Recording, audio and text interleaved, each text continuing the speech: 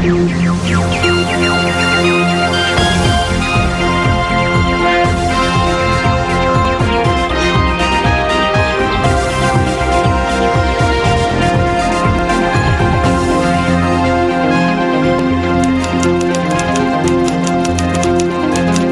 First at 9. Headlines. A very good evening and welcome to the News First newsroom here in Colombo, and welcome to Primetime News at 9. I'm Ramesh Bandar. Let's have a look at your headlines first. Ongoing strike action by locomotive engineers disrupts train services around the country.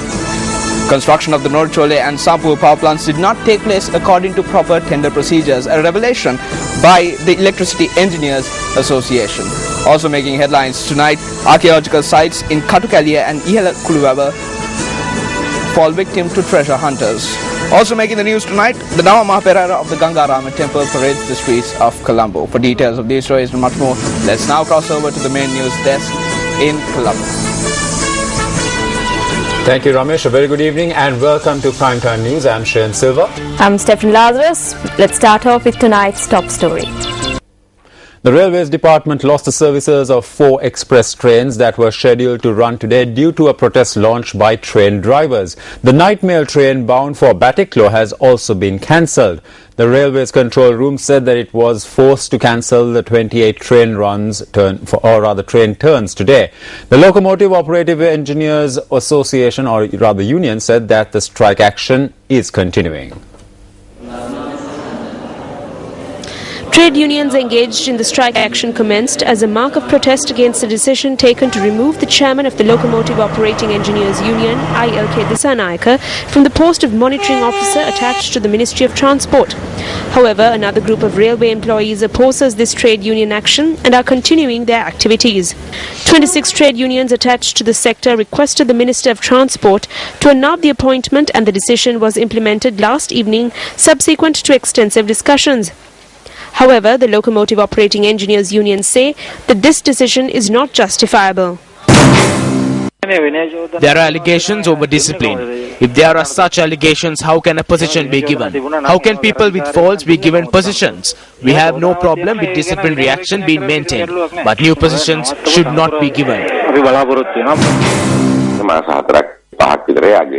He served for 4 to 5 months. 26 trade unions approached the ministry's secretary with complaints. There were charges that he was meeting several heads and exerting pressure. I made this appointment. This is not a state appointment, but a personal appointment. I have suspended that appointment. A majority of the drivers have joined with us and are reporting to duty. We influenced the minister to cancel the appointments of 2 persons because of the interventions made on the administration of the department. The person named ILK Dissanayake has 6 charges against him relating to disciplinary issues. What are they asking? A political appointment?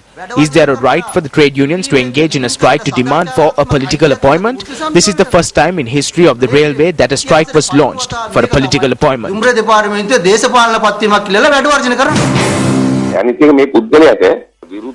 There are 5 disciplinary allegations against this individual. I appointed this person. Therefore, he cannot be promoted any further. I had to enroll him in a monitoring capacity. I can appoint who I want and sack who I want. The Railways Control Room said that the trains bound for Batticaloa, Mathura, Kandy, Badulla and Mahava from Colombo were cancelled as a result of the strike action. In addition, there was a massive delay in other train services today as well. Passengers in large numbers were seen at several train stations, including at Fort, as they attempted to head to their villages during the extended weekend. The Fort railway station is the busiest railway station in the country. However, at this time there is no train in the station today. Today is a public holiday which will be followed by a weekend. If this situation continues, what will the commuters have to face? Advances in technology have made crime fighting so much easier.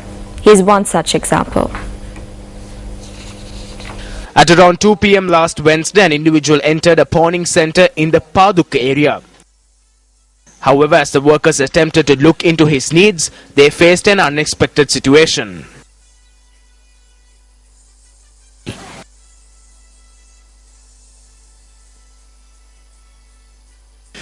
The individual who whipped out a firearm went on to empty the vault of the pawning center with the help of another individual and fled the scene on a motorbike.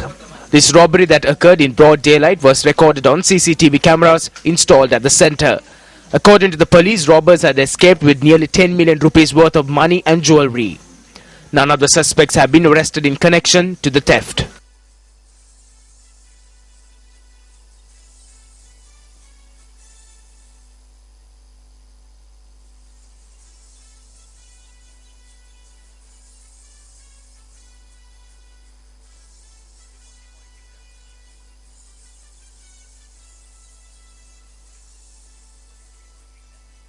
If you have any information that could lead to the apprehension of the suspects connected to this theft, you may contact the Paduka police via these numbers 011 285 9027 or 0777 55 4784.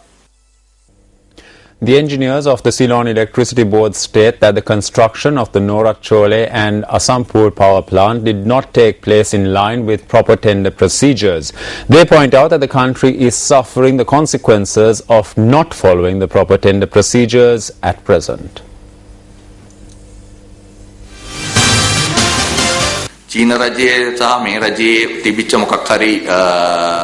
Due to a certain friendship between the Sri Lankan government and the Chinese government, the construction of this coal power plant project was handed to them. It was not given to them through the open competitive bidding system. That means we could not incorporate our ideas and procedures into this project. If this was done through the open bidding system, then we could have brought a very good machine. The second and third phases were awarded in a similar manner. Even construction on the Sampur power plant was not passed through us. There is a truth that we must accept. These things cannot be done the way the Ceylon Electricity Board wants it done. There are political and international influences. The Chinese and the Indian governments have helped us immensely. There are definitely links.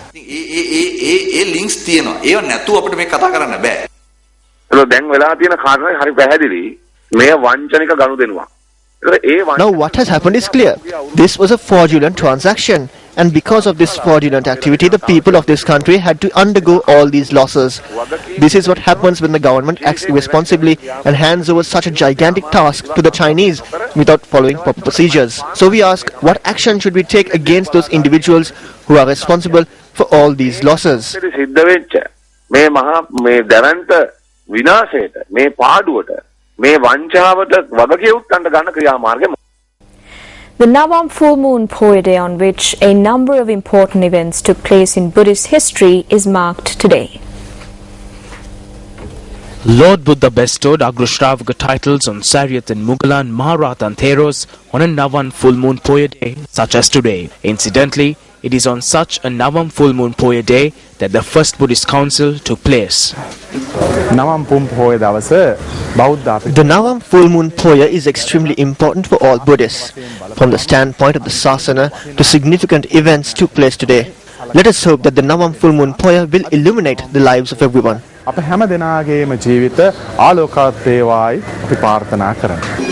Meanwhile, an opportunity was provided to pay homage to the Sarvanya Dhatu and Maharatan Dhatu relics at the historic Yatihalagala Rajamahavihara in Kandy. The exposition of the relic will remain open till the 16th of this month from 9 a.m. to midnight. The Yatihalagala village has all the necessities that is required.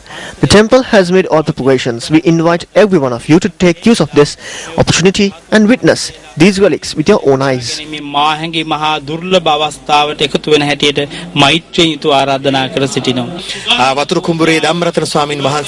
Vatukumbure Dhammaratana Thero has made all the necessary preparations. We invite everyone to come and pay homage to these relics and gather merits. The 35th Navam Mahaperahara of the Hunupitiya Gangarama temple is currently parading the streets of Colombo today. The Perahara also features a number of tuskers, including the Migara tusker from the Temple of the Sacred Tooth Relic and Raja, the tusker from the Kalaniya Rajamahavihara.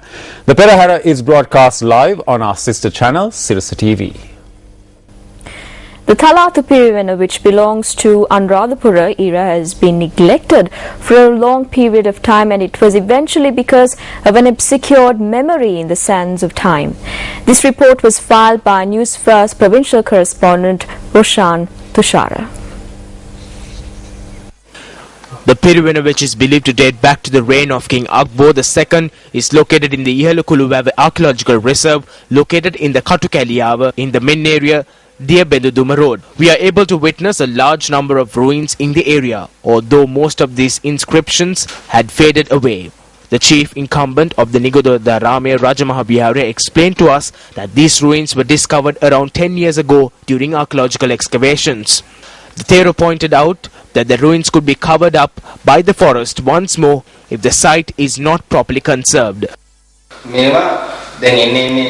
People who come to this area walk away with bits and pieces of these ruins. There used to be so much more here. Since we don't have the proper facilities to safeguard these relics, they have been destroyed. Neither the government nor the archaeological department has focused their attention on this.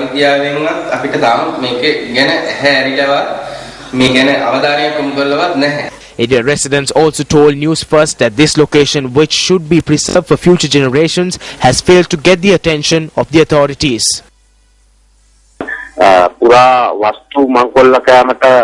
Artifacts are subject to be stolen since of late, especially artifacts that can be easily transported.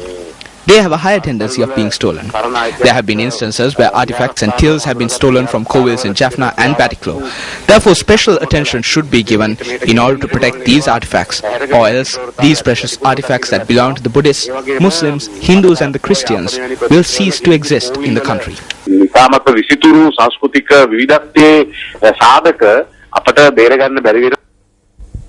Northern Province Minister of Agriculture P. Aingaranation says that a solution with regards to supplying water to the Jaffna Peninsula from the Iranamadu tank will be reached very soon. He added that the intellectual committee appointed to probe into the issue will submit its report tomorrow.